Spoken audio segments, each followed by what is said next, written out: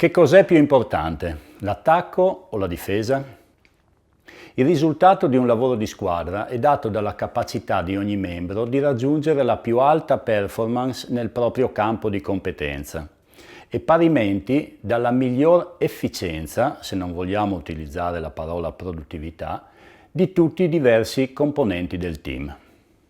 Tuttavia, quello che accade nella routine quotidiana appare molto diverso. Ogni individuo ha infatti la tendenza ad agire in un modo che personalmente definisco come self-marketing, per convincere il proprio capo, i media, il pubblico, che il proprio lavoro e il proprio sforzo sono stati assolutamente fondamentali per permettere alla squadra di raggiungere l'obiettivo designato. Questa pratica di self-marketing da un lato può avere un effetto benefico sulla situazione, sull'autostima della persona coinvolta. Può però anche mantenere quella persona e in alcuni casi la divisione a cui appartiene intrappolati in schemi di comportamento obsoleti e improduttivi, con scarsa innovazione e adattamento allo scenario in costante cambiamento. Nella mia carriera ho dovuto imparare tutto ciò e continuare a cambiare costantemente.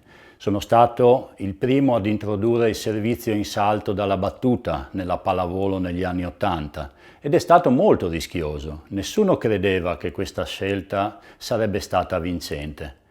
Mi sono assunto il rischio in prima persona e ho avuto successo. Lo faccio ancora, ho ancora questo atteggiamento mentale.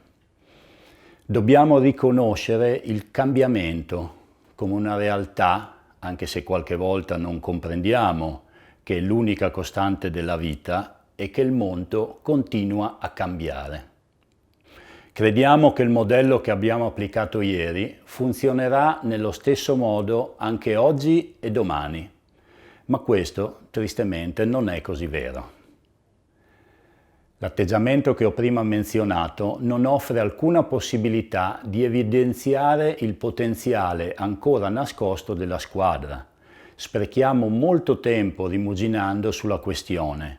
È meglio fare più punti, concedere meno opportunità all'avversario? Qual è la scelta migliore? Su quale dovremmo concentrarci e mettere la nostra energia per vincere più velocemente e meglio? È in questo modo che i componenti del team, invece di concentrarsi sul raggiungere la performance migliore per se stessi e per la squadra, mettono tutte le proprie energie nel discutere di questo argomento, interrogandosi su quale sia l'atteggiamento migliore e la maggior parte delle volte su che cosa gli altri compagni di squadra dovrebbero o avrebbero dovuto fare e sul modo in cui devono o avrebbero dovuto comportarsi.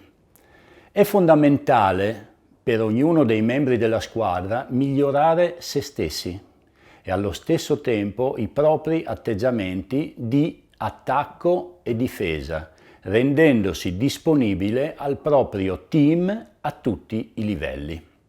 Osservare, essere consapevoli, comunicare, ascoltare i feedback per metterli in pratica nel proprio specifico campo di incidenza sono aspetti chiave.